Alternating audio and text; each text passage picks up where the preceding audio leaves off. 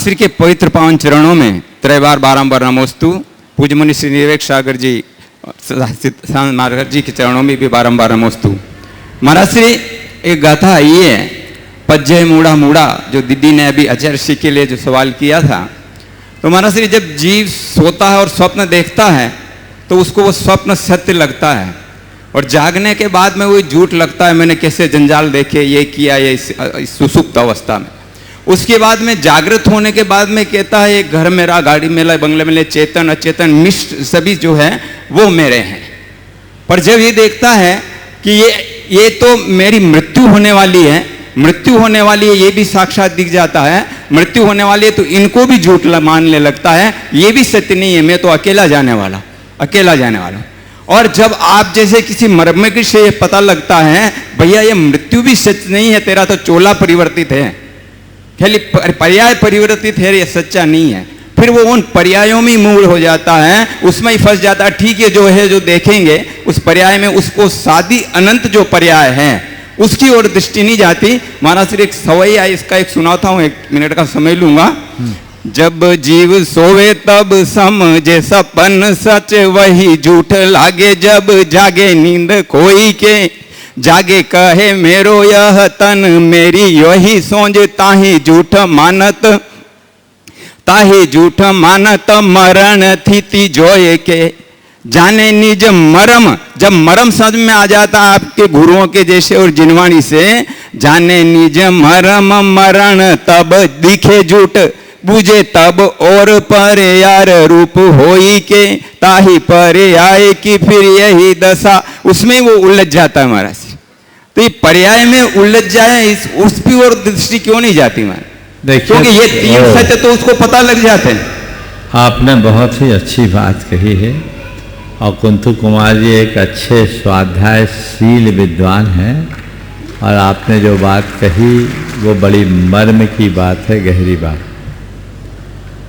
हमें ये बात गहराई से समझना चाहिए। पज्जय मूढ़ा ही पर समय, पर्याय की तरफ दृष्टि रखने की जगह तत्व की तरफ दृष्टि रखनी चाहिए। यदि तत्वोन्मुखी दृष्टि होगी तो यह अशुभता होगी ही नहीं। संसार, इस सत्य को तो स्वीकारना ही पड़ेगा, और अगर हम नहीं स्वीकारेंगे तो दुखी ही बने रहें। ये मोह है, राग नहीं। एक बार गुरुदेव ने मुझसे एक बहुत गहरी बात कही थी। जब मैं संघ में था तो मेरी आदत थी कि जब तक गुरुदेव की वैयावृत्ति नहीं करता मुझे नींद नहीं आती।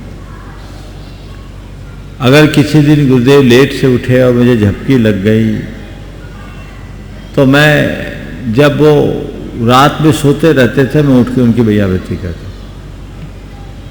एक दिन उन्होंने मुझे बुलाकर कहा कि गुरु के प्रति भक्ति रखना चाहिए, मोह नहीं।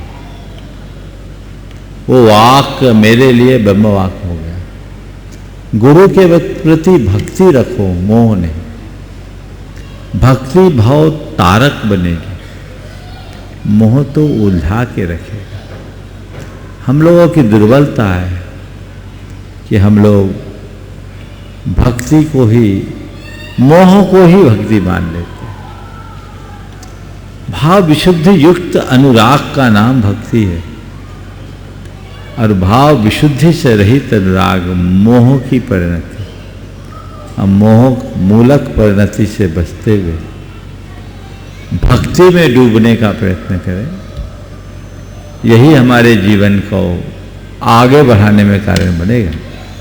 श्री कृष्ण के संदर्भ में एक बात आती है कि सूरदास जी से बाँह छुड़ाकर श्री कृष्ण जी जाने लगे, ऐसा कहते हैं।